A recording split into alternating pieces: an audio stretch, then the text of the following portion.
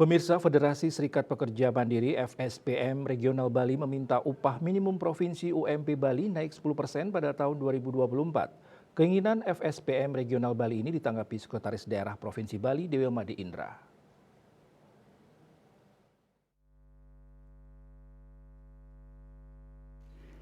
Dewa Indra memastikan pembahasan UMP Bali tahun 2024 tetap mengacu pada regulasi dari Kementerian Ketenagakerjaan.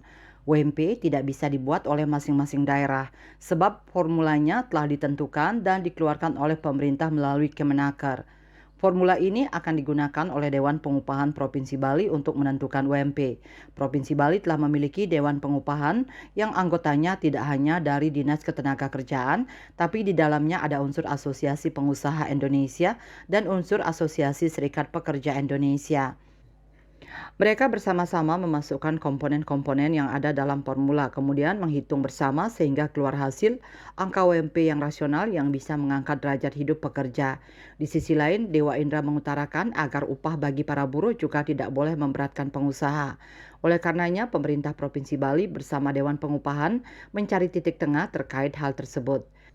Dewa Indra mengungkapkan Dewan Pengupahan akan duduk bersama untuk membahas UMP Bali 2024, apalagi Kemenaker sudah memiliki formula dan rumus terkait hitungan besaran UMP yang akan menjadi acuan di setiap daerah. Ia memastikan UMP Bali 2024 diumumkan sebelum 21 November sebagaimana arahan dari Kemenaker. Sebelumnya, FSPM Regional Bali berharap UMP naik setidaknya 10% pada 2024.